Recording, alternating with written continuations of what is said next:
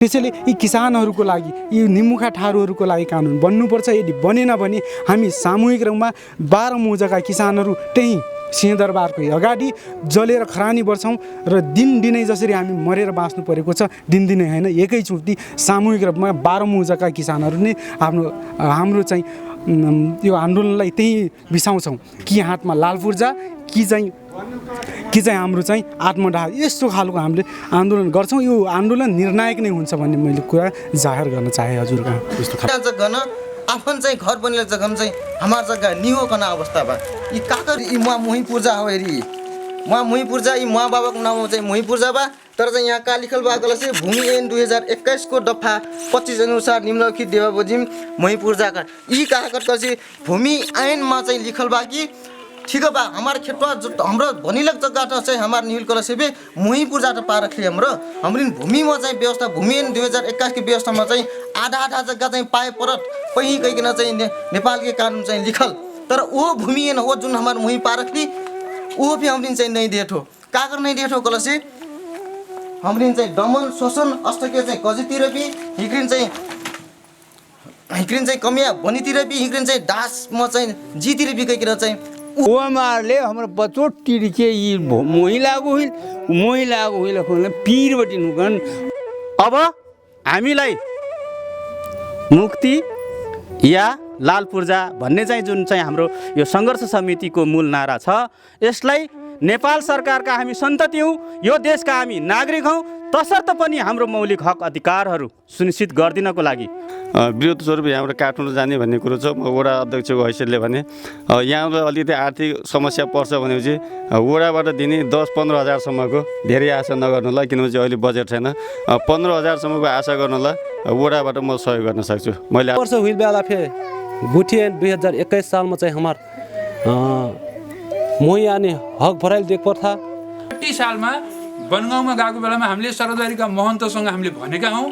महन्त महाले के भन्नुभयो भन्दाखेरि तिमीहरूले ठेकुतिर तिमीहरूको यो मुयानी जग्गा म तिमीलाई गरिदिन्छु, यो मुयानी जग्गा तिमीलाई दिन्छु भनेर महाहरूले भन्नुभयो। यदि दिएन भने मेरो यो प्यालो वस्त्र थुतेर फालिदिनु समेत भन्नुभएको हो। हामीले साधुको वचनले मानेका हौँ। केही दिनदेखि दाङ जिल्लामा एउटा आन्दोलन चलिरहेको छ, त्यो हो किसानहरूको आन्दोलन। कि त हामीलाई मुक्ति कि त हातमा लाल पूर्जा चाहियो भन्दै मोही अधिकार प्राप्तिका लागि अन्तिम लडाईँमा जुटिरहेका छन् स्वर्गद्वारी गुठी पीडित किसानहरू। शुभ नाम मेरो प्रवीण दहित ठारू, म चाहिँ स्वर्गद्वारी गुठी पीडित सङ्घर्ष मूल समितिको उपसचिवको रूपमा अहिले काम गरिरहेको छु। उपसचिव हुनुहुन्छ? हजुर। खास गरी के को आन्दोलन चलिरहेको छ यति बेला चाहिँ दाङमा? म तपाईँलाई के भन्न चाहन्छु भनेपछि यो स्वर्गद्वारी गुठी पीडित किसानहरूको एउटा समूह बनाएर हामी सङ्घर्षमा उत्रिएका छौँ। यो स्वर्गद्वारी गुठी एउटा धार्मिक संस्था हो र धार्मिक संस्थाको पनि कसैलाई पीडित पार्न सक्छ र भन्ने कुरा यहाँ आउन सक्छ। तर यो धार्मिक धर्मसँग जोडिएको नभएर जमिनसँग जोडिएको मुद्दा रहेको छ। यहाँ स्वर्गद्वारी गुठीको डाङ र देउखरी गरेर 1050 बिघा जमिन जोड्ने मोही किसानहरूको समस्याको विषयमा चाहिँ आन्दोलन चलिरहेको छ। 1050 बिघा जमिन जोड्ने करिब 3000 भन्दा बढी घरधुरी रहेका किसानहरू जो 2021 सालको भूमि सुधार ऐन अन्तर्गत मोही पूर्जा पाए, तर अहिलेसम्म 2080 सालसम्म पनि मोहीको पूर्जा पाए तापनि अधिकार पाएका छैनन्। ती मोही किसानले आफूले जोडबोक गरिरहेको जमिनको र मोही पूर्जामा भएको जमिनको अधिकार पाउनुपर्छ र लाल पूर्जा पाउनुपर्छ भन्ने मागसहित आन्दोलन चलिरहेको छ। जुन ब्यानरमा लेखिएको छ तपाईँहरूको यो चाहिँ अन्तिम लडाईँ भनेर लेखिएको छ, कि यो अन्तिम लडाईँले एउटा निष्कर्षमा पुग्ला, यो चाहिँ अलिकति कार्यान्वयनतर्फ लाग्ला? विगतका दिनहरूमा पनि धेरै पटक यस्ता खालको आन्दोलनहरू भए, ती आन्दोलनहरू त्यत्तिकै तुहिए अथवा समाप्त भए, तर यस आन्दोलनबाट धेरैले आशा गर्नुभएको छ अब चाहिँ केही हुन्छ कि भन्ने धेरै किसानहरू अत्यन्तै उत्सुकताका साथ यहाँहरूको कुरा सुनिराख्नु भएको छ कि अब यो अन्तिम लडाईँले केही पूर्णता पाउला? पक्कै पनि तपाईँले सही प्रश्न सोध्नुभयो। यो आन्दोलन हाम्रो आन्दोलन अहिले सुरु भएको आन्दोलन होइन। भूमिको आन्दोलन 2021 सालमा जसरी राजा महेन्द्रको पालामा मोही पूर्जा दिइयो त्यतिखेरदेखि नै यो जमिन हाम्रो नाउँमा पनि हुनुपर्दछ। स्वर्गद्वारी आश्रम पनि चल्नुपर्दछ, धार्मिक संस्था पनि चल्नुपर्दछ र किसानहरूको जुन भूमिमाथिको अधिकार छ जसले चाहिँ यही जमिनमा चाहिँ अहिले स्वर्गद्वारी गुठीका किसानहरू जति पनि 12 मोजामा फैलिएका किसानहरू 99% किसानहरू ठारू किसानहरू छन्, आदिवासीहरू हुन् जसको चाहिँ यही स्वर्गद्वारी गुठीको जमिन बाहेक एक ढुर कहीँ कतै जमिन छैन र उहाँहरूले आफूले जन्मेदेखिको यो जमिनको अधिकार पाउनुपर्छ भन्ने कुरा धेरै पहिलेदेखि चलिआएको, तर अहिलेसम्म चाहिँ किसानहरूले जमिन नपाएको यो अवस्थामा अबको लडाइँ हाम्रो चाहिँ लडाइँ चाहिँ अन्तिम हुनुपर्दछ। हाम्रो पुस्तान्तरण यो चाहिँ जमिनको लडाइँको पुस्तान्तरण त भयो, तर जमिनको अधिकार नपाएको त्यो अवस्थामा यो जमिनको लडाइँको यो स्वर्गद्वारी गुठीको चाहिँ जमिनको लडाइँ अन्तिम निष्कर्षमा पुर्याउनुपर्छ भन्ने र त्यो नारा पनि तपाईँले देख्नुभयो कि मुक्ति कि हातमा लाल पूर्जा, मोही अधिकार प्राप्तिको अन्तिम लडाइँ भन्ने जुन नारा छ यो नाराका साथ हामी अगाडि बढेका छौँ र यो आन्दोलनलाई हामी तार्किक निष्कर्षमा र कानुन निर्माण, राज्यले कानुन निर्माण गर्नै पर्छ भन्ने मुख्य उद्देश्यकै साथ हामी लागेका छौँ र निष्कर्षमा पुर्याएरै छाड्छौँ। तपाईँले सोध्नुभयो कसरी सोध्नुहुन्छ भने हामी यो आन्दोलनलाई एउटा स्वरूप बनाएका छौँ। हामीले यस आन्दोलनमा कुनै समुदायलाई र व्यापारीहरूलाई र चक्का जाम गरेर जनताहरूलाई दुःख दिने खालको आन्दोलन गर्दैनौँ। अबको आन्दोलन हाम्रो चाहिँ दबावमूलक आन्दोलन हुनेछ। हामी शान्तिप्रेमी ठारूहरू हौँ र ठारू किसानहरूले कसैलाई दुःख दिँदैन। हामी यो आन्दोलनलाई शान्तिपूर्ण र्यालीका रूपमा, ज्ञापन पत्रका रूपमा र अगाडि बढेर रिले अनसन र अनसन हुँदै हामीले त्यति गर्दासम्म पनि हाम्रो आवाज सुनुवाई भएन, हाम्रो लागि कानुन निर्माण भएन, विधेयक निर्माण भएन भने त्यसपछि हामी हाम्रो लाल मोही यो चाहिँ हाम्रो मोही पूर्जा जलाउने र त्यसपछि मोही पूर्जाको चाहिँ कपी जलाउने, त्यसपछि नागरिकता जलाउने कार्यक्रम संयुक्त रूपमा आयोजना गर्छौँ। 12 मौजाका करिब 15,000 भन्दा बढी किसानहरूले संयुक्त रूपमा जिल्ला प्रशासन कार्यालय डाङ्कै अगाडि आफ्नो नागरिकताको प्रतिलिपि जलाउँछ। त्यति गर्दा पनि हाम्रो आवाज सुनवाई भएन भने हामी अन्तिम आन्दोलनका रूपमा हाम्रो ओरिजिनल नागरिकै जराएर हामी त्यसरी यो आन्दोलनलाई अगाडि बढाउनेछौँ। त्यति गर्दा पनि यी किसानहरूलाई, यो तपाईँहरूले पृष्ठभूमिमा देखिरहनु भएका छ, यी ठारू किसानहरूलाई यो एक मोजामा यति किसान हुनुहुन्छ, 12 मोजामा यसरी हजारौँ किसानहरूलाई यसरी नै पीडामा राखियो, जमिनमाथिको अधिकारबाट वञ्चित गराइयो भने हामी आफ्नो नागरिकता त्यागेर अनागरिक बन्छौँ र हामीलाई यो देशको अनागरिक भइसकेपछि राज्यले केही गर्न पाउने छैन। त्यसपछि हामीले सङ्घर्षको अन्तिम रूप, सबैभन्दा सङ्घर्षको अन्तिम रूप आफ्नो ज्यान दिनु मात्रै हुन्छ। हामी कसैको ज्यान लिँदैनौँ, तर हामीले यो आन्दोलनलाई अन्तिम निष्कर्षमा पुर्याउनको लागि यो ज्यान दिन तयार हुनेछौँ र हामी त्यसपछि काठमाडौँ केन्द्रित आन्दोलन गर्नेछौँ। हामी सोचिरहेका छौँ, हामीसँग चाहिँ किसानहरूसँग त्यत्रो चाहिँ हामी चाहिँ आर्थिक सम्पन्नता पनि छैनौँ, त्यसैले हामी आफ्नो चाहिँ मानुमुठी चाहिँ काँधमा बोकेरै हामी चाहिँ स्वर्गद्वारीमा जसरी चाहिँ अखण्ड धुली चलाउँथ्यौँ, हामीले काँधमा चाहिँ भारी बोकेर हाम्रो बुवाहरूले चलाउनु भयो, त्यसरी काँधमा हामीले रासन पानी बोकेर काठमाडौँ केन्द्रित हुन्छौँ। काठमाडौँमा हामीले धरना गर्छौँ, अनसन गर्छौँ। त्यति गर्दा पनि राज्यले सुनेन भने हामी त्यही हातमा ढाँ गर्छौँ। यो राज्यले सुन्नुपर्छ र सुनोस् पनि। यो तपाईँकै मिडियाबाट म भन्न चाहन्छु, राज्यले अब सुन्नुपर्छ।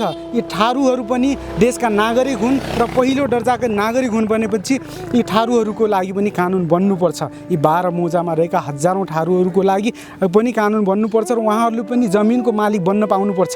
म आफ्नै कुरा गर्छु, मेरो बुवा 74 वर्षको पुग्नुभयो, उहाँको सपना, अन्तिम सपना के छ, यो जमिनको लाल पूर्जा कस्तो हुन्छ देखेर मर्ने इच्छा छ। उहाँको बुवाको नाममा, मेरो बुवा बाजेको नाममा चाहिँ मोही पूर्जा छ। त्यो मोही पूर्जालाई लालपुर फारममा बनाएरै छोड्छु भनेर मेरो बुवा 74 का बुवा पनि अहिले चाहिँ आन्दोलनमा होमिनु भएको छ। त्यसैले यी किसानहरूको लागि, यी निमुखा ठारूहरूको लागि कानुन बन्नुपर्छ। यदि बनेन भने हामी सामूहिक रूपमा 12 मोजाका किसानहरू त्यही सिंहदरबारको अगाडि जलेर खरानी बढ्छौँ र दिनदिनै जसरी हामी मरेर बाँच्नु परेको छ, दिनदिनै होइन एकैचोटि सामूहिक रूपमा 12 मोजाका किसानहरू नै हाम्रो चाहिँ यो आन्दोलनलाई त्यही बिसाउँछौँ कि हातमा लाल पूर्जा कि चाहिँ कि चाहिँ हाम्रो चाहिँ आत्मदाह यस्तो खालको हामीले आन्दोलन गर्छौँ। यो आन्दोलन निर्णायक नै हुन्छ भन्ने मैले कुरा जाहेर गर्न चाहेँ हजुरका। यस्तो खालको स्वरूप छ तपाईँ हजुर आन्दोलनको। हजुर। अब यहाँ ब्यानरमा लेखिएको छ स्वर्गद्वारी गुठी पीडित सङ्घर्षमा। यो लडाइँ तपाईँहरूको स्वर्गद्वारी आश्रमसँग हो या त राज्यसँग हो? यो तपाईँले भन्नुभयो यो राज्यसँग पनि हाम्रो लडाइँ हो र स्वर्गद्वारी आश्रमसँग पनि लडाइँ हो।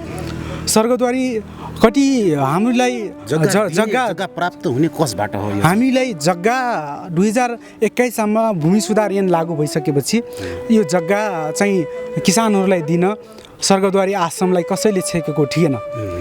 2021 सालमा भूमि सुधार ऐन लागू भइसकेपछि किसानहरूको हातमा मुही पूर्जा आइसकेपछि सजिलरी 2021 को कानुन अनुसारै किसानहरूलाई जग्गा दिन सकिन्थ्यो।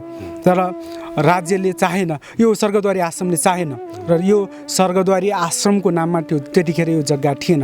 यो जग्गा स्वर्गद्वारी आश्रमका केही गुरु महन्तहरूको नाममा थियो। सूर्यानन्द गिरी, भोलानन्द गिरी, अनन्तनन्द गिरी लगायतका गिरीहरूको नाममा थियो र हो व्यक्तिहरूको नाममा थियो र मोही पूजा हाम्रो व्यक्तिका नाममा मोही फारम भरिएको छ।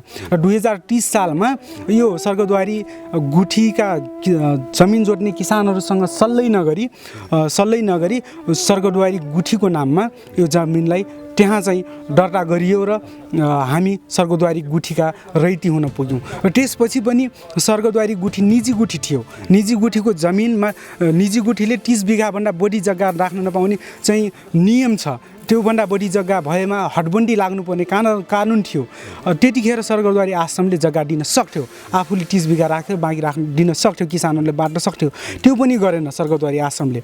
र 2045 सालमा मन्त्री परिषदको सचिव स्तरीय निर्णयले जतिखेर प्रजा चाहिँ हाम्रो चाहिँ पञ्चायतकाल ढल्दै थियो र प्रजातन्त्र आउँदै थियो, त्यतिखेर चाहिँ सचिव स्तरीय निर्णयबाट हाम्रो चाहिँ किसानहरूले जमिन पाउनुपर्ने अधिकार त्यहाँबाट पनि वञ्चित गराइयो। त्यसपछि आएर 2062 सालमा चाहिँ सर्वोच्चले फैसला गर्यो कि यो जमिन खण्डित नगर्नु। अब चाहिँ एउटा निर्णय गरिसकेपछि स्वर्गद्वारी आश्रमले निर्णय गरेपछि दिन मिल्छ होला, हामीले लाटो सोझो हिसाबले त्यो भन्छौँ। तर स्वर्गद्वारी आश्रमका महन्तहरूले दिन मिल्दैन, यो कानुनले छेक्छ भन्ने कुरा चाहिँ भन्नुहुन्छ। यदि छेक्छ भने अब हामी राज्यसँग माग गर्दछौँ, हामीले जिताएका जनप्रतिनिधिहरूसँग माग गर्दछौँ। सार्वभौम सत्ता नेपालको राज्यसँग चाहिँ माग के गर्दछौँ भने अब चाहिँ नेपालको सार्वभौम सत्ता संसदले कानुन बनाउनु पर्दछ र हामी थारूहरूले हाम्रो चाहिँ यो मोही किसानहरूले जमिन पाउने गरी चाहिँ यो जमिन सर्वोच्च अदालतको फैसलालाई काट्ने गरी एउटा कानुन बनाइयोस् जसले स्वर्गद्वारी आश्रम पनि बचोस्। हामी किसानले स्वर्गद्वारी आश्रम मास्न चाहेका होइनौँ। म फेरि पनि तपाईँको माझमा राख्न चाहे, त्यतिखेर जतिखेर मोटर बाटो थिएन त्यतिखेर हाम्रा बाबुबाजेले, अहिले पनि जिउँदै हुनुहुन्छ बाबुबाजेहरू, उहाँले काँधमा चाहिँ यहाँ दाङबाट चाहिँ अन्न पात चाहिँ तेल बोकेर घिउ बोकेर चाहिँ स्वर्गद्वारी आश्रमको अखण्ड धुली चलाउनु भयो हो। स्वर्गद्वारी आश्रमलाई त्यसरी बचाउनु भयो र अहिले पनि हामी त्यही चाहिँ सम्पूर्ण हिन्दूहरूको आस्थाको केन्द्र स्वर्गद्वारी आश्रमलाई बचाउन चाहन्छौँ। हामीले स्वर्गद्वारीको आश्रम पनि बच्ने र किसानहरूको भूमि माथिको अधिकार पनि सुनिश्चित हुने गरी एउटा यस्तो कानुन बनाइनु पर्दछ जसले दुईटैको हित होस्। स्वर्गद्वारी आश्रम पनि यसै गरी चल्दै रहोस् र हिन्दूहरूको धार्मिक स्थल पनि, पवित्र धार्मिक स्थलको पनि रक्षा होस् र यी तमाम चाहिँ भूमिहीन थारूहरू जसले चाहिँ मोही पूजा पाएर अधिकार पाएका छैनन्, यी किसानहरू, सम्पूर्ण किसानहरूले पनि आफ्नो जमिनमाथिको अधिकार पाओस्। नेपाल सरकार छ भन्नेको प्रत्याभूति यी किसानहरूले पनि गरून् भन्ने चाहिँ हाम्रो माग हो र यसैको लागि सङ्घर्ष दाङमा चलिरहेको छ र अब झन् कठोर रूपमा चल्ने मैले चाहिँ। अब यो आन्दोलनको आगामी कार्यक्रमहरू भोलि पर्सिका कार्यक्रमहरू के छ यो जानकारी? हामी चाहिँ अहिले चाहिँ प्रारम्भिक रूपमा अहिले चाहिँ ज्ञापन पत्रको एउटा सेसन हामीले सक्यौँ। सम्पूर्ण राष्ट्रिय राजनीतिमा रहेका सम्पूर्ण राजनीतिक दललाई हामीले ज्ञापन पत्र बुझायौँ। उहाँहरूलाई हामीले सम्पूर्ण राजनीतिक दलहरूलाई ज्ञापन पत्र बुझाइसकेपछि उहाँ र जिल्ला प्रशासन प्रमुखलाई पनि सर्वपक्षीय सर्वदलीय बैठक बसालिदिनुहोस् र हाम्रो माग त चाहिँ यस्तो छ भनेर र स्वर्गद्वारी आश्रमका सञ्चालक समितिहरूले यो समस्या समाधान गर्नको लागि के गर्न सक्नुहुन्छ सल्लाह गरौँ भनेर एउटा जिल्ला प्रशासन प्रमुखलाई ज्ञापन पत्र दिँदा पनि उहाँले यसमा कुनै सुनवाई नगरेपछि हामीले अब अहिले मौजामा गएर किसानहरूसँग आन्दोलनको लागि स्वरूप र खाका तयार गर्दै यो भेला गरिरहेका छौँ। अबको आन्दोलन हामी चाहिँ फेरि अब 1-2 दिनमा हामी चाहिँ ड्योखरी मौजामा सम्पूर्ण भेला सक्छौँ। त्यसपछि हामी यो डाङको केन्द्र घोराईमा चाहिँ जिल्ला प्रशासन घेराउ, त्यसपछि हामीले धरना र र्याली, त्यसपछि आमरण अनसनदेखि लिएर यी सम्पूर्ण कार्यक्रमहरूलाई अगाडि बढाउँछौँ। यस्तो हाम्रो आन्दोलनको स्वरूप रहेको छ। त्यति भएन भने हाम्रो आन्दोलन राजधानी केन्द्रित आन्दोलन हुनेछ। हस्, धन्यवाद। दर्शक महानुभाव, परविनजीले भने जस्तै थारूहरू पनि यही देशका नागरिक हुन्, कुनै छुट्टै प्रान्तबाट जन्मेका होइनन्। त्यसैले थारूहरूलाई पनि राज्य भएको अनुभूति गराइदिनुहोस्। थारूहरू जो चाहिँ 1980 देखि जोतभोग गर्दै आएको जग्गा चाहिँ आफ्नो नाममा नहुनु भनेको अत्यन्तै दुःखदायी कुरा हो। मोही अनि हक सम्बन्धी विभिन्न ऐनहरू बने, विभिन्न कानुनहरू बने, तर थारूहरूले भूमि अधिकार पाउन नसकेको अवस्थामा अहिले चाहिँ अन्तिम लडाइँको रूपमा यो सङ्घर्ष जारी रहेको छ। हाम्रो पनि शुभकामना छ यो सङ्घर्षले अन्तिम रूप लियोस् र केही एउटा निर्णायक रूप लियोस् भन्ने हामी कामना गर्दछौँ। यहाँहरूको आन्दोलन सफल होस् भन्ने हाम्रो कामना छ। धन्यवाद व्यक्त गर्न चाहन्छु। म यो तपाईँको मिडिया मार्फत सम्पूर्ण हिन्दू धर्मावलम्बी, सम्पूर्ण चाहिँ बुद्धिजीवी, सम्पूर्ण पत्रकार, सम्पूर्ण राजनीतिक दलहरूलाई म के आह्वान गर्न चाहन्छु भने यो एउटा गरिबको, एउटा किसानको चाहिँ भूमिमाथिको अधिकारको आन्दोलन हो। तपाईले यसमा तपाईँहरूको पनि साथको जरुरत छ। तपाईँ अधिकार कर्मीहरूको पनि साथको जरुरत छ। तपाईँ बुद्धिजीवीहरू पनि यी निमुखा गरिबहरूले जसरी आफ्नो अधिकारको लागि लडाइँ लडिरहेको छ, राज्यसँग चाहिँ आफ्नो भूमिमाथिको अधिकार मागिरहेको छ, यो आन्दोलनलाई तपाईँहरूको पनि साथ र सहयोगको अपेक्षा छ। र हामी स्वर्गद्वारी आश्रमसँग विशेष रूपमा म चाहिँ तपाईँको मिडिया मार्फत के अनुरोध गर्न चाहन्छु भने हामी तपाईँहरूकै रैटी हौँ। तपाईँहरू र हामी बसौँ र यो समस्याको समाधान हामी बसेरै गरौँ भन्ने अपिल म तपाईँको मिडियाबाट गर्न चाहन्छु। र आवाज राख्न दिनुभएकोमा म तपाईँलाई पनि विशेष रूपमा धन्यवाद दिन चाहन्छु।